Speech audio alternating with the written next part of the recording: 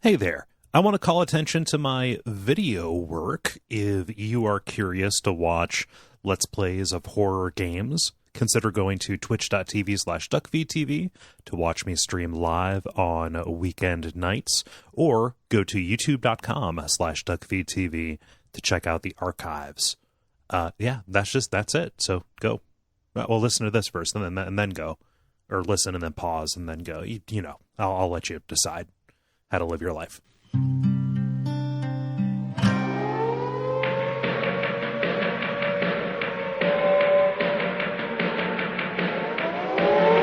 Welcome to Radio Free Midworld, a podcast about the Dark Tower series of books by Stephen King. My name is Cole Ross, and I'm your host, and today I'm joined by Evan Thorne. Hey, how's it going? It's going just great. Welcome to the Wolves of the Calla season, Evan.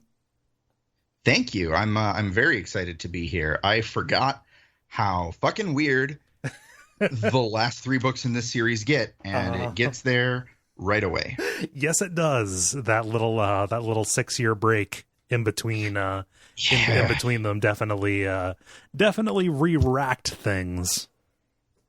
I was listening to the most recent episode on the first part of this section, and I don't even know how I'm going to address anything that happens without just like repeating what Autumn already said. Right. Because it's so strange. And I pretty much just can't get over the description of the Kamala as Riverdance to the Yin Yang twins. Uh-huh. It is a very good description. That's pretty much just going to be informing my entire mindset for the next 45 minutes or an hour. Yeah, and then I think the idea police are here to make sure that it happens. They're going to hold you to it. Yeah, you're getting those sirens outside the window. Yeah. Cinema verite, my friend. We're keeping it in. Yeah. So I put this question to everybody, and I think I've asked you on previous seasons as well. What's your past experience with Wolves of the Calla? I pretty much just mainlined the entire series as soon as I discovered it. Right. And fortunately, my dad had almost all the books, and I was able to just kind of power through them in paperback form. And so I read this immediately after Wizard and Glass. Mm-hmm. And it's different. It certainly is. You know, I always I don't know if this happens. I don't know if this happens with you or how many times you've revisited it. I definitely always approach book 5 bracing. To either to dislike it or to man, maybe this will be the time where I start looking at this through the eyes of people who really kind of talk shit about the back 3 books. But I'm still really into this one in particular. I remember when I was reading it, it wasn't what I expected. I wasn't always sure what was going on a lot of the time. But I liked it the first time I read it, and I still like it. And honestly, I don't remember Song of Susannah because it's so short, and I always felt like it should have just kind of been part of Wolves of the Calla. Yeah, the Song of Susannah is just a little bridge more than anything. They could have they could have just taken that, busted it in half, and then just put one part at the end of Wolves and the other part at the beginning of Dark Tower. Yeah, I know what happens in that book, but I don't remember what happens in I don't remember what the bounds of the books are. Yeah, I mean, the shorthand is if there's something in the series that you remember taking place in our world after the for the first part of the Wastelands, when Jake is back in New York, then it came from book 6. I think that book 6 is it kind of suffers for being the all right. Let's take a bit of a detour into Keystone Earth, right? Yeah, pretty much. Yeah.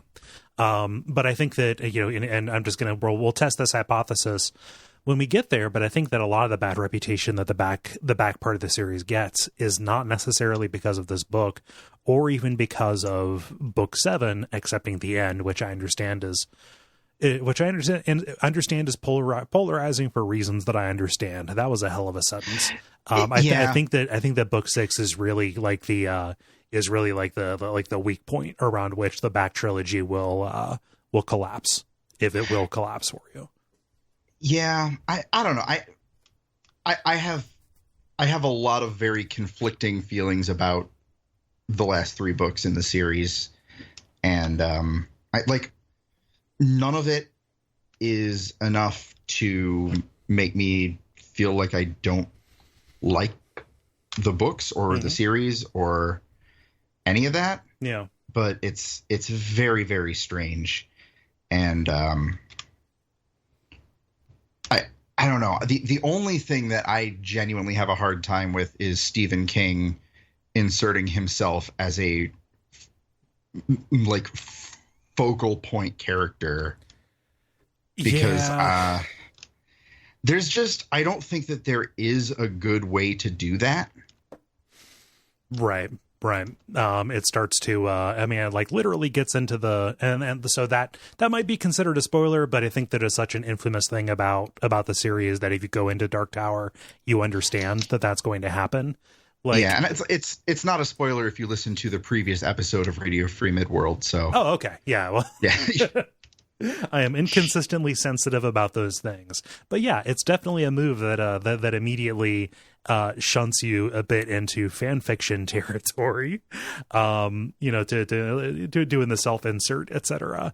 And he kind of excuses that in some of the forewords. Like, he talks about how he feels like he's just kind of a conduit for these stories, and yeah, I can. Yeah, we'll talk about it and address it in more detail later. I've got thoughts about it, but I think that it might distract from what we're here to talk about, which is the second part of book 2 in book 5, telling tales.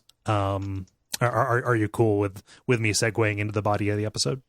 I didn't mean to step in and take your point away from you if you had one, or if there was one you're champing at the bit to get out. No, I'm good. I just, it's the first 4 books, and I guess went through the keyhole. So the first 5 are great. They're just unequivocally great. I love them. I have absolutely no hesitation in recommending them to everybody. The last 3 books are challenging for reasons that are very difficult to explain succinctly. Yeah, for fans of the genre, to use the video game review cliche, right? Yep. That definitely fits here. Yeah. So last time we sat around and we listened to Donald Callahan, the old man, I think is what they call him, old father, Père Callahan, kind of give his history of what happened after he left Salem's Lot at the end of the book called Salem's Lot. How he went to New York and started working at a shelter and dealt with his alcoholism, and then ultimately discovered that he is surrounded by goddamn vampires still and again and forevermore. And so he took to the highways in hiding after losing someone dear to him, kind of going in and out of different Todash versions of the United States before working his way back. Along with that story, we also confirmed that, yes, indeed, Callahan has the dreaded Black 13, that most terrible of the bends of the rainbow, beneath his church, and it is one of the many, many forces that are making this otherwise idyllic stay in what sounds like a very nice place, far more fraught than I think our gunslingers would hope it would be. So we begin this section with the humorously titled The Tale of Grey Dick. We have 23 days until the wolves come, and Roland is at the rocking bee with the Eisenharts to inspect some weapons. Like, I know, like Roland, he's inspecting some weapons that Eisenhart inherited from, I can't remember who. It was like it was kind of funny. It was like it was like my dad and his dad, and then his dad going back, and then he counted out like 7 fingers, like just that, like that many generations of his family. These guns came down, and he is just brokenhearted. That Roland looks at them and says, "Yeah, these things would probably hurt whoever shoots them more than they would hurt whatever you pointed them at." Yeah, they're these guns that he's incredibly proud of, and it's like being really, really proud of. I was trying to come up with an analogy, and all I can come up with was just like some really shitty guns. just imagine that that Eisenhart got dunked on real hard at Antiques Roadshow. You know what this podcast has been missing is Antique Roadshow references. Some people are really unhappy with how unfocused these episodes are. Oh well. Yeah. But to those people, I guess I'm sorry. Yeah. I am not going to be part of the solution. Yeah. I wish we could make you happy, but shrug. Yeah. Roland is like, I remember that he's kind of talking shit about these guns, but he's more concerned with, Susannah being demon pregnant.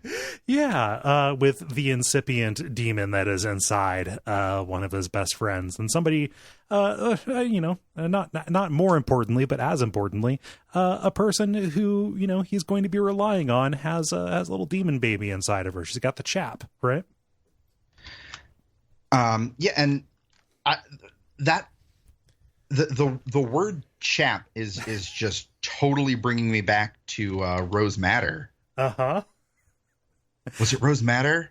I can't remember. It was, I think it might have been more recent than Rose Madder when we started chapping out, when we started chapping them lips. Oh, what was it? It's gonna drive me nuts. I don't remember the last non-Tower book that I talked about. Yeah, he was no, it was 1922. Oh yeah. Yeah, for the bonus episode for Duck Bundle 2. Yeah, I forgot about that. If you don't have Duck Bundle 2, you should pick it up. Yeah. The episode on 1922, I'd say it was fun, but it was horrifying. But I had a really good time recording it, and the rest of the content in there is terrific, and you should definitely pick it up because it also goes to help some people who could use some help. Yeah. And I don't, in this particular instance, mean Gary and Cole. Right. But yeah, no, there's in 1922, there's a couple of pretty tenuous ties to the Dark Tower universe, but one of them is that they refer to a baby as a chap. Yeah. And if you've read the Dark Tower books, that terminology really just kind of gets to you. Yeah, it'll stick out, because I mean, spoilers for later this episode, that first scene in the banquet /swamp is not the only time that the chap and Mia and Susannah are wrapped up in some very let's just say profoundly viscerally nauseating imagery. Yeah, chap, when I see that out in the world, just elsewhere, it sticks out even more so than when well, not even more so, but as much as when Stephen King uses it elsewhere. Yeah. But yeah, he's really worried about this, and also he is hoping that Jake does not break his leg by jumping out of the hayloft with his good old friend Benny.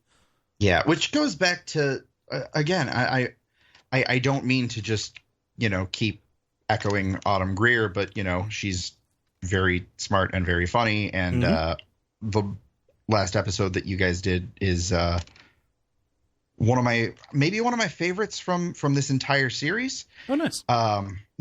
It's just a lot of fun because there's so much ridiculous shit going on. But But yeah, Roland is still dadding out super hard over Jake, and it's really funny.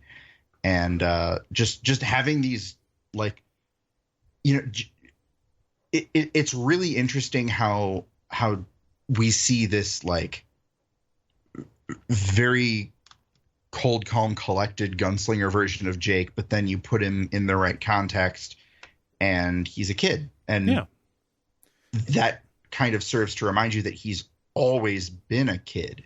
Yes. He just hasn't been allowed to be a kid. He hasn't been able to be a kid. And so just having Jake and, like, some Benny, like some fucking kid, like, palling around, jumping off the hayloft, like, it's kind of in the background, so it's just it's really nice, like, very subtle character development and contextualizing, I guess. Yeah, and that's one of the things that really sticks out and makes me let's see here, counts in this book's favor, which is it really is the first time we've seen, outside of River Crossing, we've seen the ka-tet settle down in some kind of civilization, right? They actually have room to be humans and not just killing machines, right? It is not just the demands of the road being placed on them over and over again. So, I mean, it's not just this, but, like, in the next chapter, we have Eddie, like, looking around and realizing, like, holy shit, I want kids. Yeah. Because he realizes this is the only place in all of Midworld where he has seen happy and healthy children, and is like, oh, it's not the cabins or the hearths or whatever that make this place feel homey. It's it's the kids. Yeah, it's just it is good to see them in a different context. And there's a bittersweetness to that, because we know that they are on the cusp of both fast movement and impending doom. Being on the cusp of impending doom is just kind of par for the course a little bit. Yeah.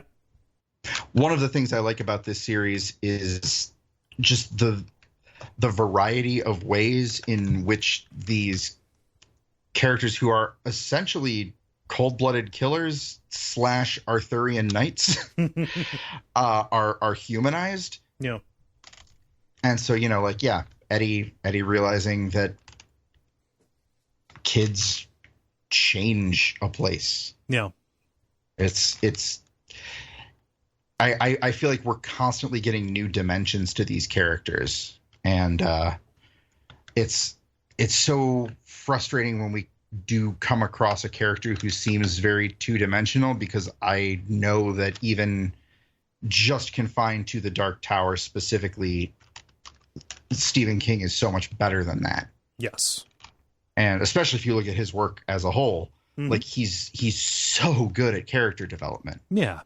Almost, I would almost argue that character development is his greatest strength, even more than atmosphere or horror or and anything that he's generally known for. Like, all of that he's great at, but it hinges on characters. 100%. Yeah. And something that we get by going to the Calla is we do get, a wider expanse to let them develop. Like, initially, we think the Eisenharts are going to be just as bad as any of the others in the town who are standing against the wolves, right?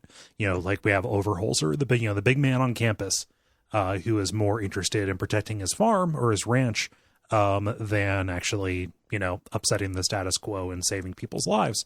However, like, just over this chapter, we get a really good picture of the Eisenharts as, like, decent people who have a complicated situation going on. Yeah. So like, right now they're, like, as it stands, specifically, the male Eisenhart, whose first name I forget, is still against fighting, but, Roland is like, yeah, we can see eye to eye. You're like, you're not a dick. You're reasonable. Yeah. Like, there's definitely some, like, for lack of a better term, there's a little bit of dick measuring. It seems like a bit. Yeah. Like, you've got these two, and, like, I mean, obviously the older Eisenhart is old, but we found out recently that Roland has been he's been for what, 1,000 years. Yeah. More... Roland's old as fuck. Yep. So you got these two old guys trying to like out old guy each other, basically. Yep. And like, it's not super overt. Like it's not something where it's like that's what the scene revolves around. But there's a little bit of that going on, which I really, really enjoy. Yeah, there's a little bit of dancing into each other's reach, right? Yeah. And I like how they're doing that, and kind of based on the fact that they're both playing the same game, there's some mutual respect that builds up. Well, especially when what's his name, when Eisenhart finds himself slipping a little bit, and kind of admitting that he sees a reason, that he feels a reason to go, to go for it. He slides back into safety, right? Yeah. Roland is playing castles all the time, really. Yeah, that's a fair statement, I'd say. But Margaret Eisenhart, the wife, the matron of the family, decides to break up their little pissing contest by joining them, and she has something that she wants to share. She is firmly of the belief that they should stand and fight, and they have an alternative to the crossbows. She heard Roland kind of bemoaning the fact that, crossbows, man, I really wish it was regular bows, because crossbows can't hit shit. And so Margaret decides to share the story of Lady Oriza. Some places regard her as a goddess, others as just a mythical kind of figure.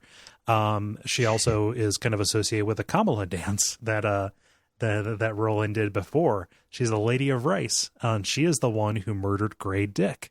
Yeah.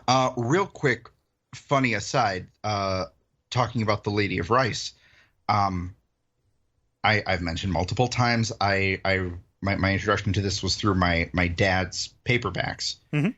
And in his copy of Wolves of the Calla, there was a smudge, like a printing error the first time that her name came up. Okay. And so it looked like her name was Lady Orzo. And I have, to this day, not been able to get that out of my head. First impressions. Yeah. So it's, Lady Orzo, the rice witch. Going around cutting off heads all about the land. Yeah. Yeah. But I love this story. It's just like it's so good. It's got a little bit of a little bit of like biblical Judith built into it. To an extent. This is one of those. I'm gonna hate myself for making a Tarantino reference, but I'm gonna make a Tarantino reference. At the beginning of Kill Bill Part 1, mm-hmm. when they just have the slide that shows the revenge is a dish best served cold, mm-hmm. and cites it as a old Klingon proverb. That's kind of what I see leading up to the story of Lady Oriza and Grey Dick. I mean, so it definitely smacks of another story that you would that you would have heard about, right?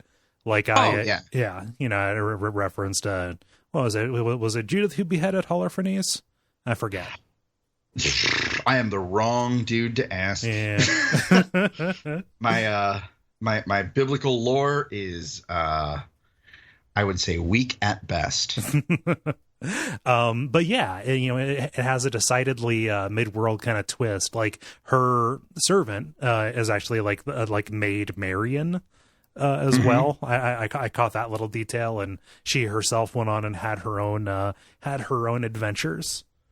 Again, just for those little wait a minute, they're like just things are mixed and matched in weird ways. Yeah, that's another thing that I love. I'm a total geek for just story structure and I can't even think of a term, like literary literacy, I guess, mm-hmm.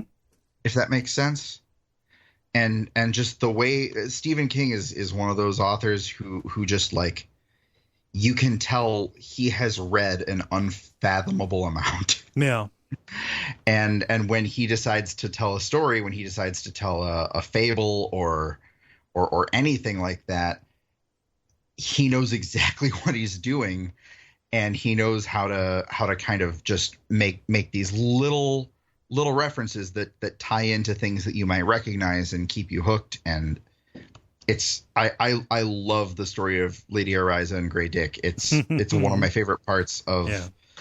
I was gonna say it's one of my favorite parts of The Dark Tower, but it's one of my favorite examples of Stephen King having fun with stories. Oh, for sure. I mean, and The Wind Through the Keyhole is that writ large, yeah, right? Absolutely. Yeah, I mean, it's a masterclass in taking a semi-Arthurian thing, mixing it with his own with his own fiction, and getting a synthesis out of it. Yeah. So the particulars here: Lady Oriza, the daughter of a great lord in her land, right? Her father, the lord, is killed by this brigand, this infamous, horrible man named Grey Dick. Just a real because how can you be anything but a horrible man with a name like that?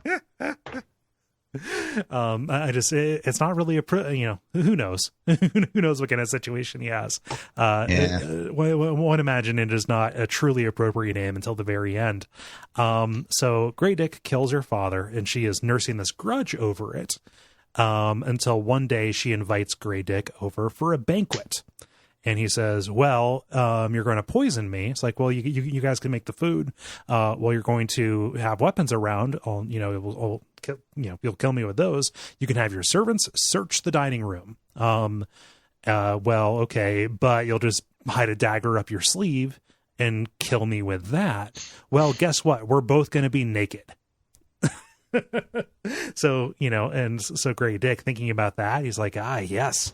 I'm excited about my penis getting hard over that. So I have a question, because I have, every time I read this, I'm not totally clear. Is the banquet just the two of them? Yes, it is going to be just the two of them. Okay, because is it explicitly stated, or is it just heavily implied? At one point she says, it will just be you and me. We'll be sitting across the table 30 feet apart from each other. It is literally, I just want your company so we can sit and eat and talk, and I will be so far away that I'm not even going to be able to hurt you with my bare hands. Okay. I guess, like, every time I read this, I have a different read on it, because banquet to me seems like the events. Both of them bring their entourage, and each of them are at either end of the table. And it's like, oh, it's just going to be you and me, and then parenthetically, and the people that we decide to have with us. Yeah. So I wasn't sure. I'm gonna go ahead and trust your interpretation, and we'll call that canon and move on. Yeah. Mostly because that version is way more amusing. It's like, hey, well, I'll get you alone. Everything will be a-okay. No weapons.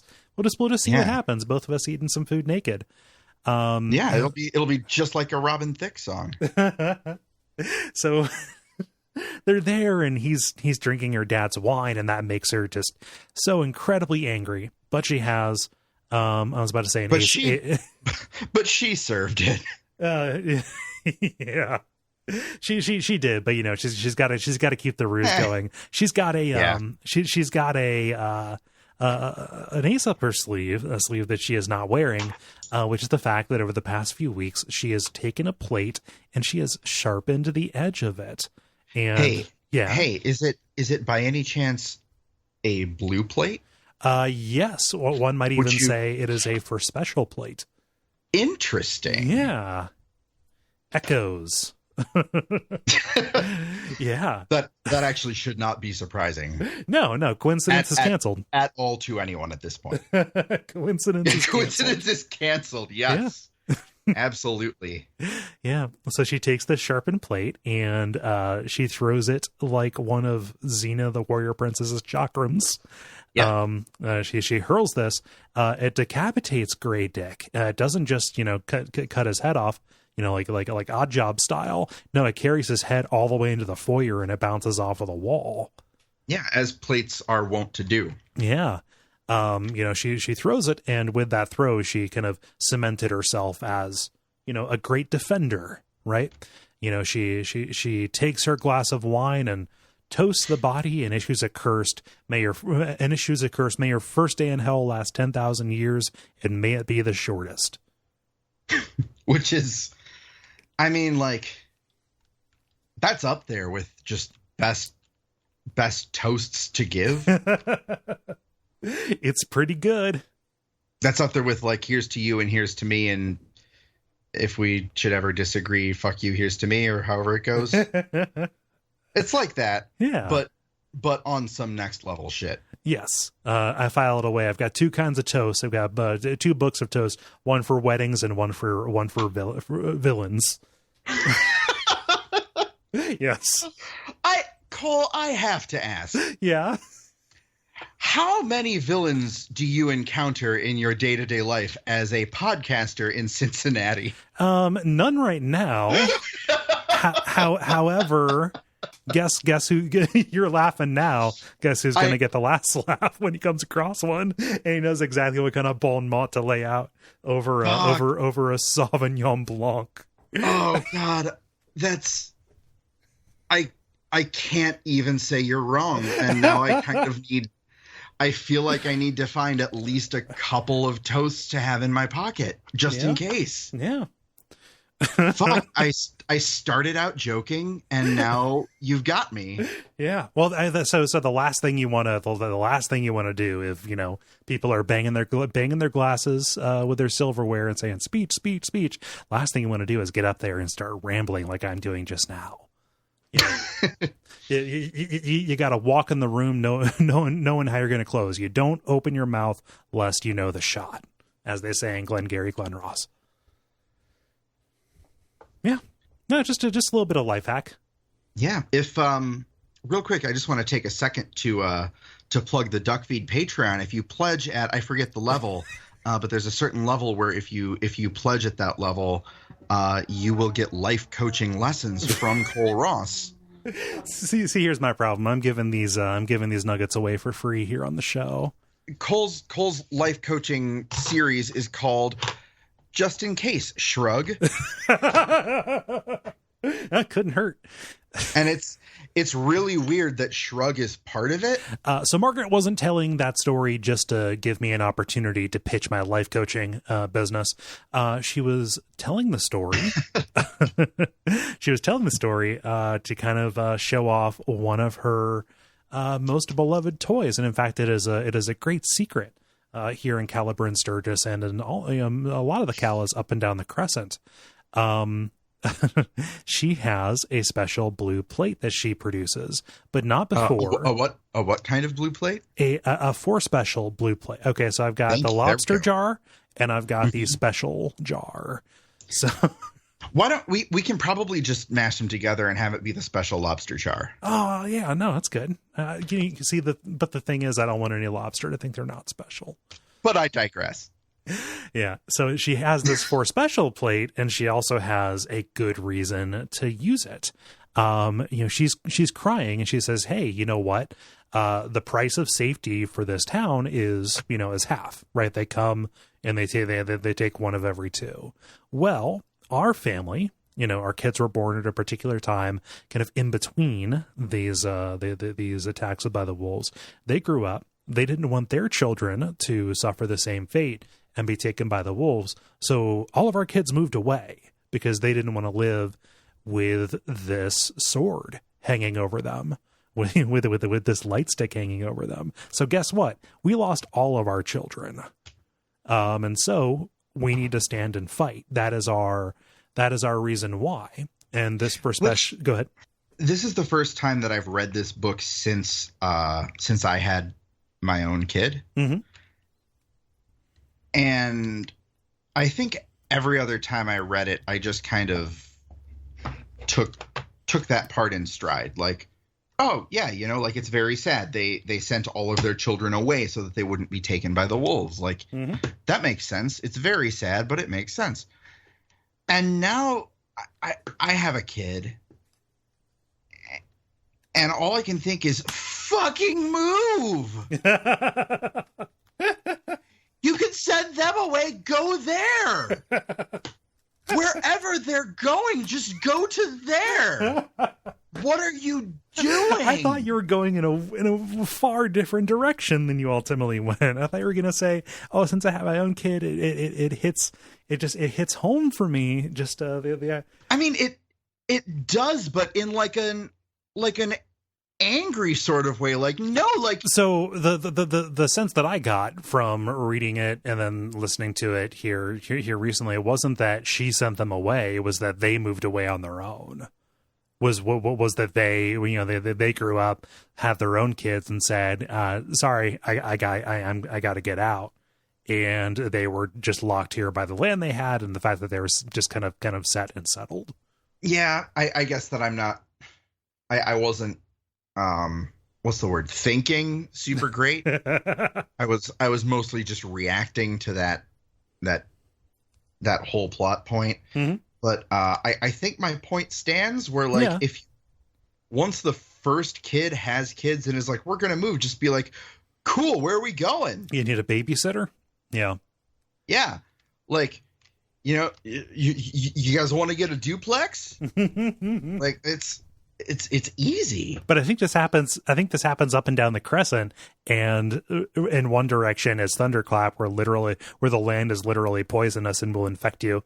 And in the other direction is, all of the ruin left as the world has moved on. Yeah. Yeah, like they're just on this slash of, fertile, arable land that has, that basically can support life and civilization. I mean, I guess, but like to coin a phrase, just ease on down the road. That's my reaction as a father. So she tells this highly avoidable sob story. And then she shows Roland that she has a blue plate like the one that Lady Orzo threw. Mm-hmm. Even though hers is made of adamantium. It's made vibranium? It's made of titanium. And there's just a machine that spits them out. Yeah. Right. And the ladies. And there's this is one of my favorite bombshells in the entire series. It's that the women have a secret society where they learn to fucking throw murder discus. Mm-hmm. Yeah, it's what the fuck? Why is that not a more common plot point? That's fucking great. It is fantastic. Like and so like Roland is delighted to hear this, not just because his main squeeze is the best, the best at throwing these. Rosalita is all pro at this. But just kind of like, oh, this changes everything. Why am I looking at this shitty nickel plated barrel shooter when we have And she shows like she puts a potato on the top of a scarecrow's head. No, it's not the potato. She walks to 50 yards away from a scarecrow, got a sharp root on the top of it, which I take as a bigger vegetable than a potato. And Roland's like, how about this? Puts the potato on. It gives the effect of like a shrunken head on it. Like, hey, at 50 yards, can you hit a potato with a frisbee? She shouts, Oriza. Throws it. It cuts the potato in half and it gets stuck in the barn door. Yeah, I'm sorry. I was just reading the show notes and got excited. Yeah, she puts I feel like a sharp root is probably like a celeriac, like a celery root. Maybe. I picture like a squash or something like that. Yeah. If a celeriac is not a celery root, please don't tweet at me. I'll find out eventually on my own. Yeah. But yeah, he replaces it with a potato, and she fucking pins it to a barn door, which is just fucking badass. But then she gets sad.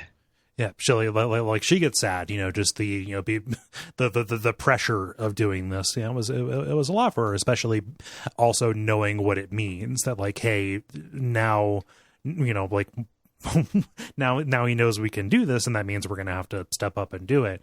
Additionally, she also kind of deduces that Roland understands that she's one of the many. Yeah. She left the tribe to marry Eisenhart, and she wants to know what Roland plans to do with Henchik's cave because she saw that Roland was talking with Henchik. And Roland, of course, is evasive. He says, "Oh, we'll do whatever Ka tells us to do." She's like, yeah, that's what every troublemaking kid says. Ka, ka, ka. Yeah, which kind of echoes back to Eddie's ka, which I've always kind of enjoyed because duty jokes. Oh, of course. But yeah, so this changes everything. In a few days, they're going to hold a competition to find the best throwers. They're going to have a good old toss off. Yeah, no, they're God damn it, just a good old fashioned toss off. Yeah. So yeah, like Roland talks pointedly to Andy. He talks pointedly with them about Andy. Yeah, that's what I meant. Like Roland talks pointedly to the townfolk about Andy. Yeah. To get more information. He understands every robot is built with a purpose, but Andy's Order 19 doesn't really fit with that. Yeah. If Andy is from, many and many a back, and the wolves, as far as anybody knows, have only been coming around, for the past several hundred years, let's say, the past, several generations. Why would Andy know about the wolves? Why would he have insight into where they're coming and when?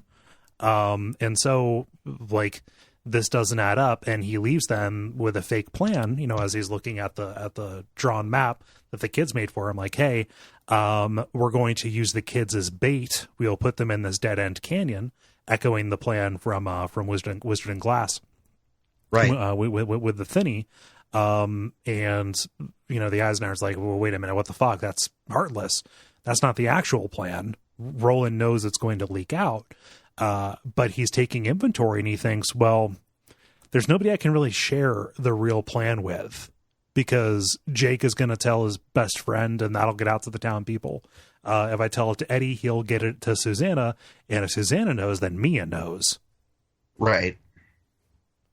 Like, this spells trouble, because ever since the Wastelands, they have been a tight-knit group of people who have shared thoughts like they share water.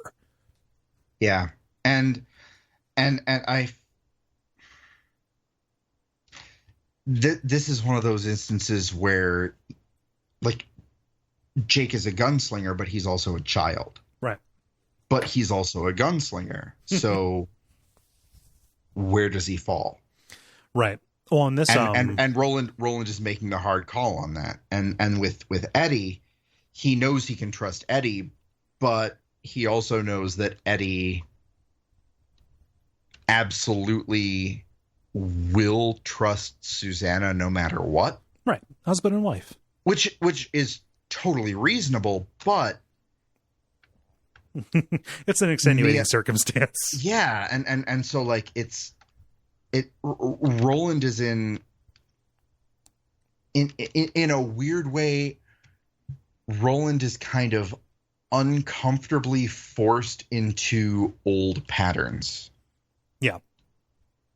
No, he like just it even says like, oh, he's on his own again, and that is very uncomfortable, Yeah, because he was so used to being on his own, and now he's gotten used to having a ka-tet. Mm-hmm. And now he can't tell them. What this calls to mind is back in Lud, right? When they were physically separated, each kind of undergoing their own peril, but they were still able to reach out and contact and rely on each other. Here, they're in their own kind of different. They're in their own. It's a familial Lud, right? It's a social Lud. Where they're in, just as much, if not more danger, not as immediate, but still very pressing. and they are separated far more now than they were then. Yeah. Yeah, I mean, and this gets called to a head, I believe, in the next section in Telling Tales Part 3. Like, Jake finds out, Jake finds out at the end of this section what's going on, and he doesn't appreciate what's happening. And like, of all the people, it's going to be Jake who forces the issue. Yeah, and honestly, of all the people, Jake is the one that Roland has already literally let die. Yeah. So I feel like he's the one who absolutely has the right to force the issue. Yep. Like, hey, I know you might not appreciate me second guessing your judgment, but yeah, I've paid for it. There's a certain debt here that both of us still get flashes of remembering. Yeah.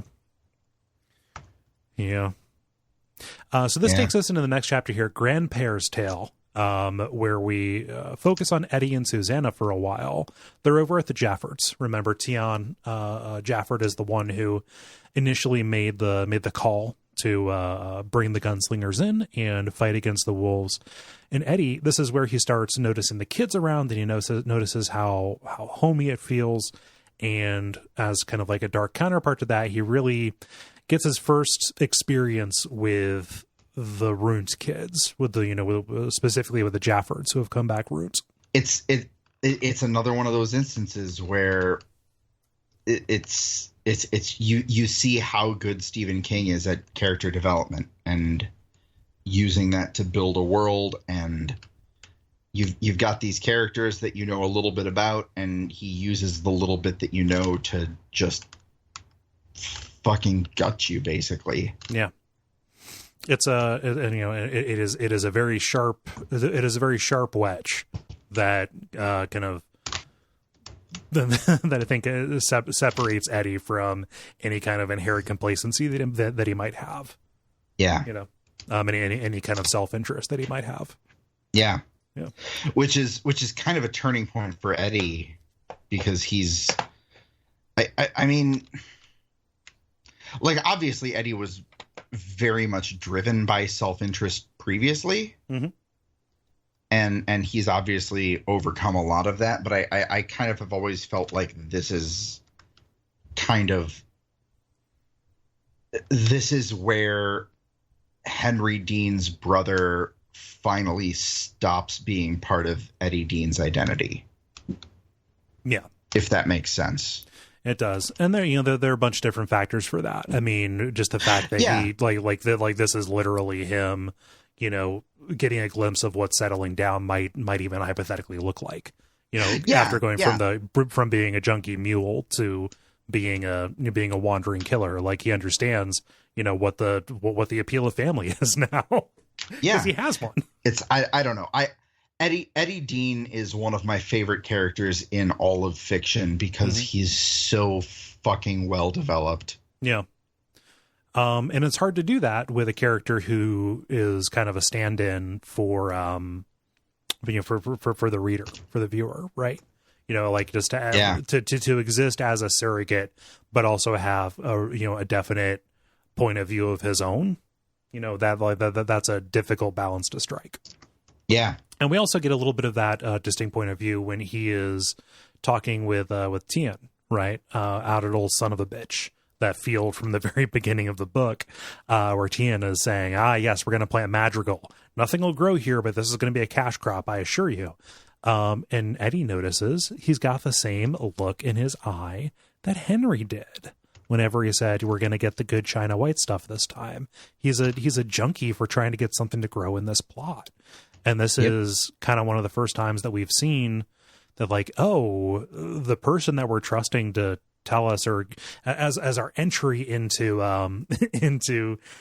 trying to defend this land, is very, very invested in trying to save something that isn't tenable, right? Yeah. Yeah. So, ultimately that doesn't go anywhere. Really, this particular scene is to set up two things. First off, Eddie is taken aback by the fact that Tien is using his ruined sister as kind of plow livestock. And also, we learn that Andy is no good for doing manual labor to help. Like, Eddie straight up proposes, like, you guys could share him. You could share him, right? Just, put up a sign up sheet, make a schedule. Like, no, Andy will like go around and tell horoscopes and make sure kids don't get eaten by rock cats, but that's about it. Yeah. Even though he's a literal tireless automaton. Oh yeah. It's like he's nuclear powered. Yeah. Which, there's something's up. Yeah, and well, like I think I'm no gunslinger, but something's fucking shady here. Yeah. I just got a couple of questions to ask, and I'll get out of your hair. Yeah. And like in addition, I think Tien says, yeah, it's kind of strange because like he is fast and strong, and he will destroy something that threatens him. Oh, like, yeah.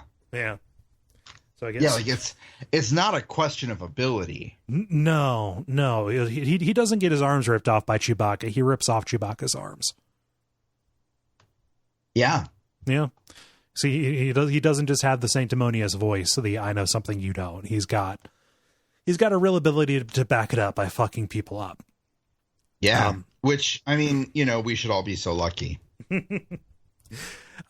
So we also learn that Tien is resentful of Granpere. What is it? It is his grandpa, who many, many years ago, like they don't even know how many wolves back it was. The one who saw the dead wolf. And that's really part of why Eddie is here, is to hear the story, right? To hear Jamie Jaffords' story. Yeah. What do you think of the introduction of the phrase "trum"? I mean, I can't think of a better word for what King is trying to get across. Mm-hmm. I'm fine with it because it's not.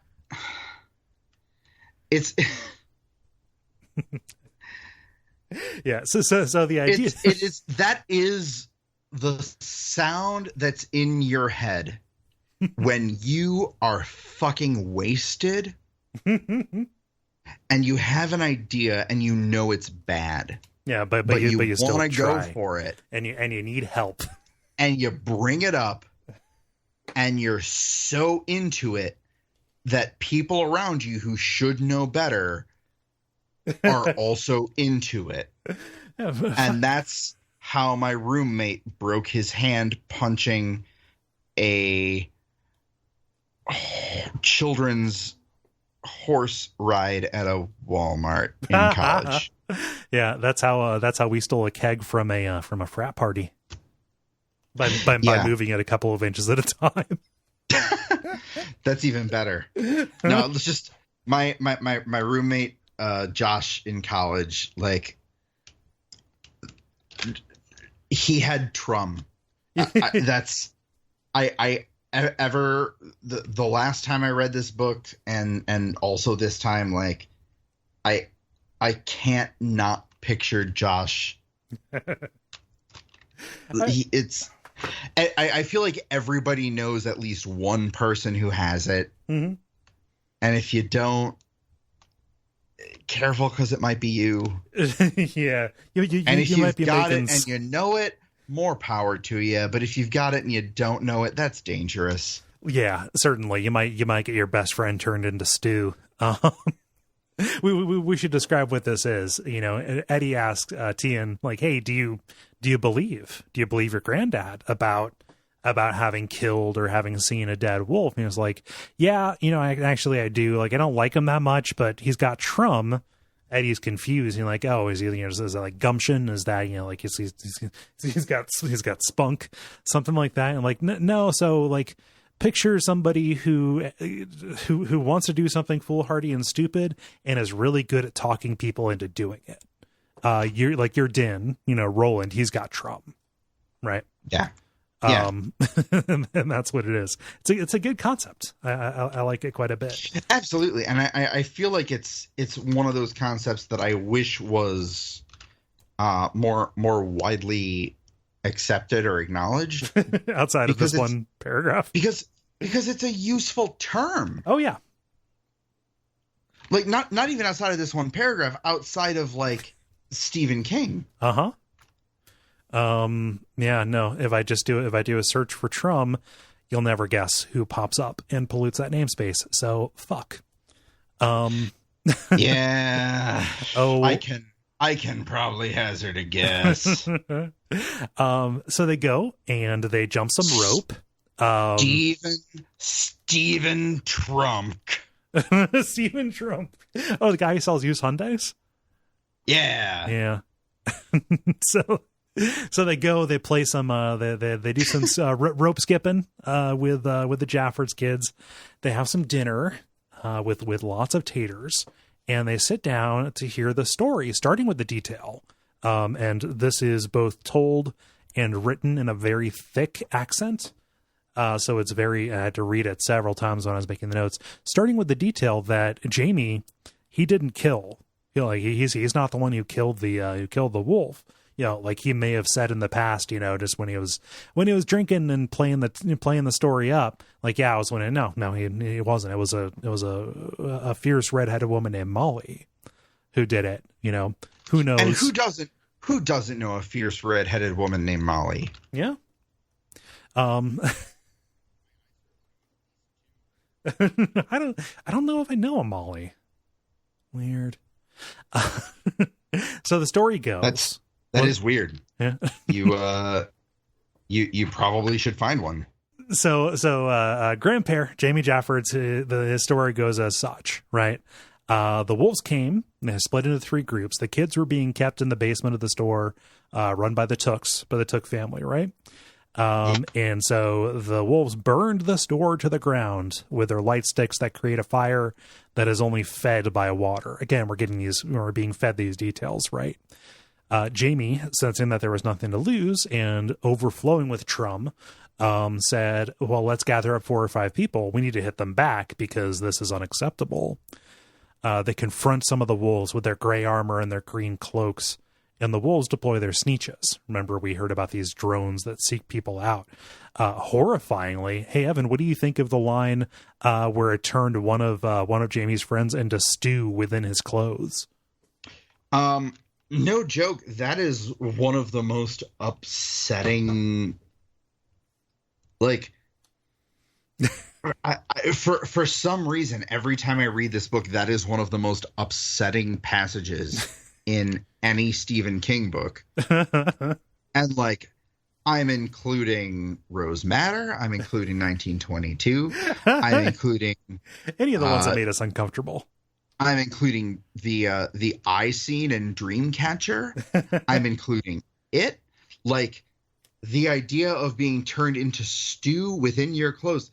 Maybe it's just me, but like, fuck. Yeah. We're not talking about being turned into Stewart. Like, you know, you're not being turned into 1/3 of the Flophouse. No, you're not being turned into an unfortunate Mad TV character. Right. No, you're being hit by a golden snitch and being liquefied. It's like something in like old D&D. There was there's something called the chunky salsa rule.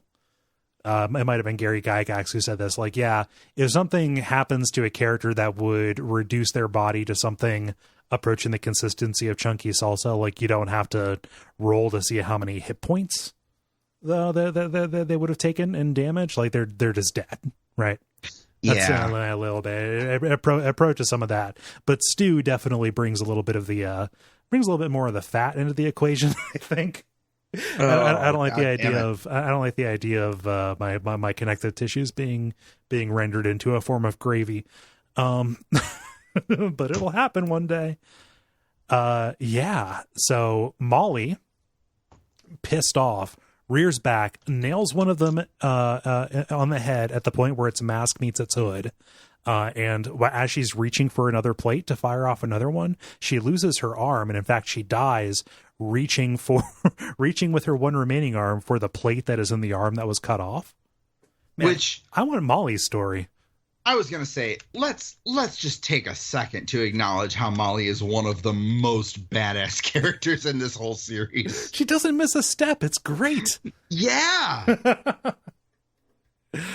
Yeah. And Jamie is only able to, he hides from the Sneetch, but it keeps hunting him down in a very tense scene. He's only able to save himself by using his crossbow, as a kind of bat to knock it away. All right. I guess. Distant second place. The woman already did it better. Saved how many lives as opposed to just your own? Yeah. Jamie, you're a disappointment. Yeah. Jamie does his best. He tries. He makes an attempt, and we get the money shot. However, it is thoroughly denied from us. So we get the description, this the body is on the ground, and acrid and foul smoke is rising from it. He bends down to lift the mask, and Eddie is shocked, but he says, "Oh, it makes perfect sense. They can't be sure that all of the wolves are the same, but the revelation is whispered into Eddie's ear, 19 words that we're going to get a little bit later. The revelation is deferred, although by the details that we have seen, you could probably guess, even if you're not aware, as to what the true nature of these wolves are." Eddie's not surprised, and honestly, once I found out the first time I was reading through these books, I wasn't either.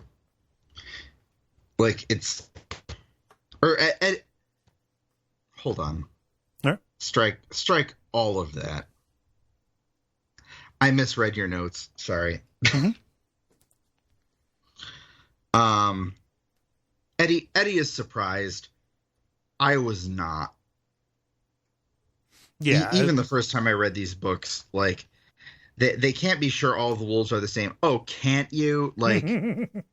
This absolutely makes sense. If you've been paying attention up to this point. Yeah. All the horses are gray. Yeah. So that's the end of that chapter, taking us into the final chapter, a brief one here, Nocturne Hunger, which begins with Mia. She's in the castle, but it's different this time. Instead of being lush and well-appointed, instead of having a banquet, instead of having a gigantic table full of all kinds of food, it is desolate. It is empty. It's dark. The lights are burnt out. The food is rotten. Basically all that is there for her is dead spiders and spoiled wine. Which, who's not into that? Kind of seems like the chap would be down. Yeah. But I guess there's a bit of an inversion. Because what's happening here is, Mia could find everything that she needed out in the swamp to give the chap what he needed. Right. However, in civilization, you're not going to find a lot of toads to squeeze and such. So that sounds like a euphemism, but I know it's not. it's quite literal. Toad explode. Yeah. So she searches desperately for something that will put the chap back to sleep. She eventually goes into the derelict kitchen of the castle, where she finds a rat eating at something in the oven. She skewers it, laughs, looks at it, laughs, and goes, "Rat kebab." In the middle of her, speaking in many different voices, and just being completely unhinged, throws the rat into the sink and then just starts chowing down on a roasted pig that, upon second inspection, kind of looks like a roasted baby, but that doesn't stop her. Yeah. As you do. Yeah. But it gives her the folic acid and the prenatal vitamins and the TLC that that her growing baby demon desperately needs. Yeah, and I've been rewatching the first season of Glee, and I want to hear how you bridge this. What I have learned about, I guess technically about teenage pregnancy, probably applies to all pregnancy. Of course. Is that folic acid is important. I mean, if there's one thing that I know. I mean, Jane Lynch told me so. Yeah, pretty much everything else is autopilot. Yeah, so one detail that is different about this, aside from the fact that, this is, I was about to make a Mega Man X comparison that, like, this is what happens after, Storm Eagle's plane crashes into Castle Discordia. But that is a joke for nobody. Despite the fact, okay, there are many things that are different about this, chief of which is the fact that Jake is here. He is not just following Susannah as she goes into the barn and feasts. He's actually in the dream. Like, he has gone Toadash, or whatever her version of Toadash is, with her. And also Mia looks and notices, and Jake notices too, that Mia is wearing a t-shirt that advertises the Dixie Pig, the best ribs in New York. Yeah. At Lexington Avenue and 61st Street. Yeah. Anybody who lives in New York, please go to the Dixie Pig, confirm the quality of their ribs. Yeah, of their rigs and their ribs. I'm sure that the ribs arrive on some kind of truck. The barbecue rigs and the ribs that come out of them. Tweet your reviews to @BraytonJC. Yep.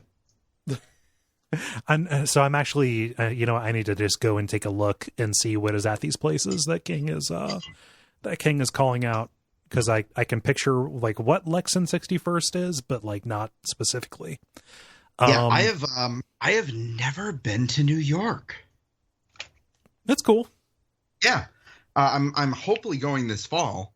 Oh, yeah. The Hold Steady is doing their annual residency at Brooklyn Bowl, and my girlfriend does work for them. Mm-hmm. So you have an in. Yeah, and so I'm at least tentatively going this year, but all of the information I could give you is a decade out of date. So I just hope you have a good time. I appreciate that. If you have not heard of the Hold Steady, you should check them out at patreon.com/Duckfeed.tv. Yep, we'll set up a forward. It'll make things very inconvenient for us. If you pledge at least $10 a month, Cole Ross will tell you how to find Hold Steady albums on Spotify. So that is a value at half the price. It absolutely is. Yeah. They are, no joke, one of my favorite bands of all time. Mm-hmm. Free plug for the Hold Steady on account of New York existing in the Dark Tower universe. Yeah. So again, this is the second instance of the Dixie Pig that we have seen. The first one is the new graffiti on the inside of the vacant lot where the rose is. No, the outside, I believe. The outside, the "Oh Susannah Mio, Divided Girl of Mine" poem that references the Dixie Pig. So Jake is watching from inside the dream. Eddie is watching IRL. He managed to convince them after the first night to convince the Jaffords to let them sleep in the barn by giving them a line like, "Hey, we don't like sleeping indoors after what happened in Ludd." Really, Eddie just wants to help cover up Susannah's night jaunts, as they were, because it'd be a terrible thing to have to explain to this town that they're trying to win the trust of. But yeah, Eddie follows and watches Susannah like pick up a piglet and just start chowing down on that thing alive. Yeah, which that's, as speaking as a father, that's a super normal thing to see. Yeah, just for regular cravings, pickles, and then live writhing piglets.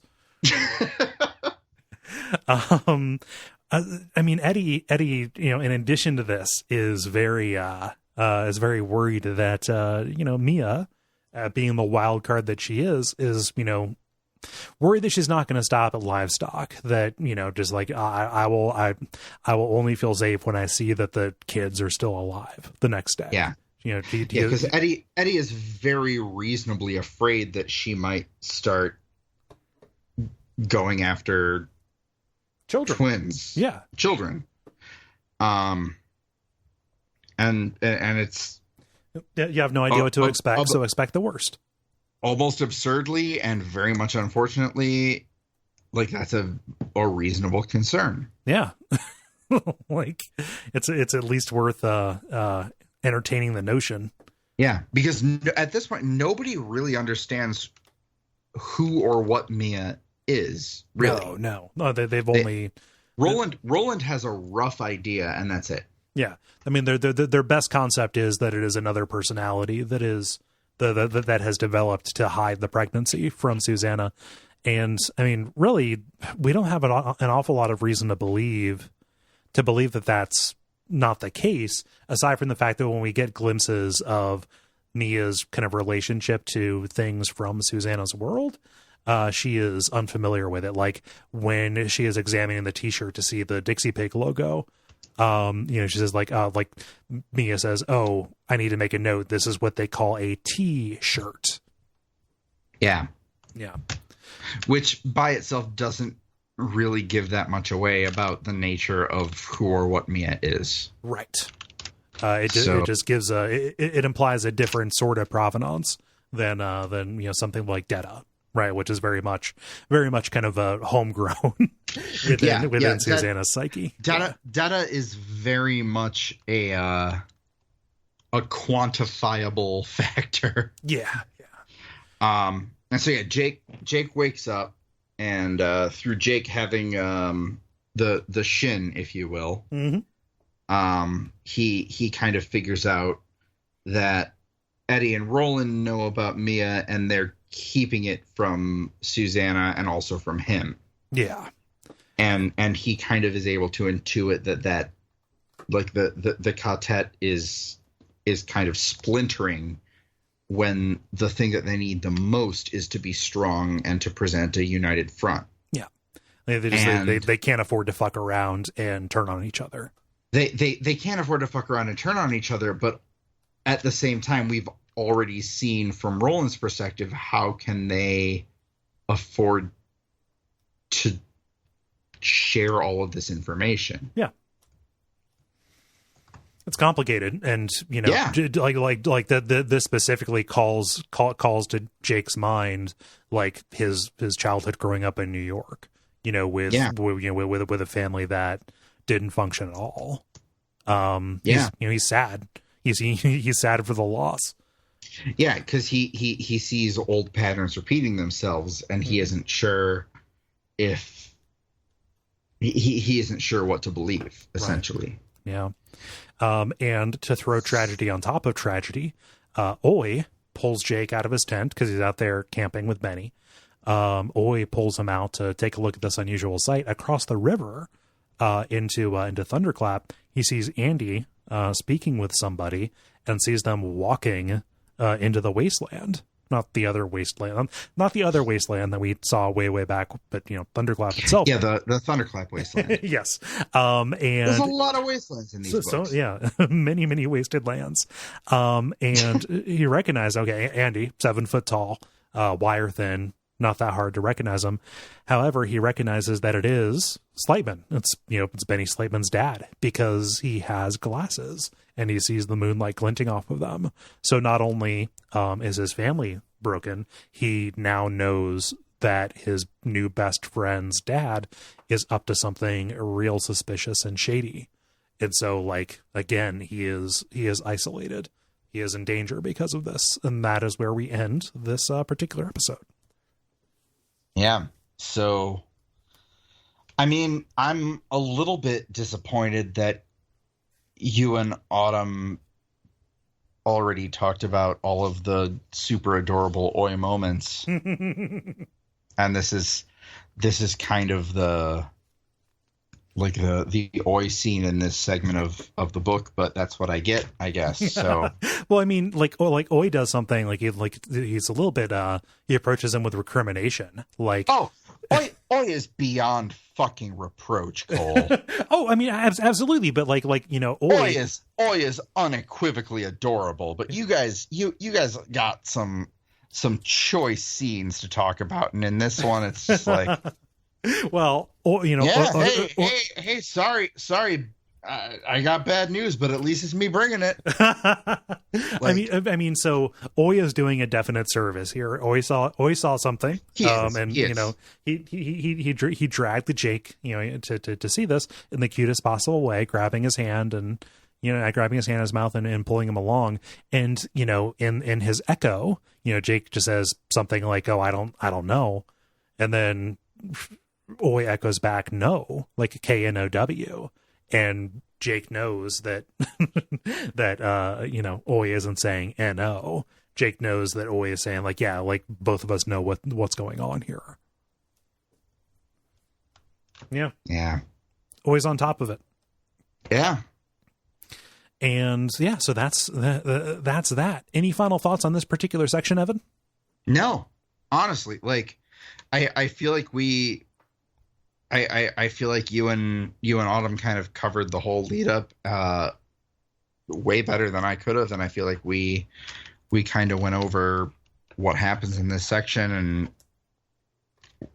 what happens next. I don't really want to get into because it happens next. Yeah. So where can people find you, Evan? I am on Twitter at Mr_Harder. Like I'm on other social network stuff too. There's not really anything in particular I'm promoting right now. Okay. I guess I would just say that if you go to patreon.com/Duckfeed.tv and join the Duckfeed Slack, you can find me in there as Mr. Harder, and that's a good place. I like it. Yeah. And you can find me at Cole Ross on Twitter. That's KOLEROSS. You can find me on the other shows here on Duckfeed.tv, and I stream horror video games on the weekends at twitch.tv/DuckFeedTV. It's a series called Hex Crank Live. I literally wore my Hex Crank shirt to work today. Hex Crank, the horror blog, was one of my favorite ideas on Duckfeed.tv, and the Hex Crank Live video series has been consistently really enjoyable. If you are an adult who enjoys watching horror games on YouTube and doesn't just want someone to scream at you all the time, I would actually really like to give a plug to Cole's Until Dawn playthrough, because it isn't really a horror game where someone is playing it and yelling a bunch while bad things happen. Mm-hmm. You've got someone who is analyzing the story and various implications, and just kind of gleefully accepting that horrible things are going to happen to these despicable teens. They're going to get what's coming to them. Yeah. Yeah. And it is just wonderful. Watch that if you like seeing me fuck up. Please do. Also, yeah, it is not a great example of playing a video game, but it's a really, really fun thing to watch. And I cannot endorse it highly enough. It's great. I love Hex Crank. I love Duckfeed. Cole, you're great. Oh. Gary isn't here, but he's all right. Cool. Duckfeed.tv. Just check it out. Thank you. Yeah, so I believe that is everything. We will be back in 2 weeks with the remainder of the Telling Tales portion of this book. But until then, long days and pleasant nights.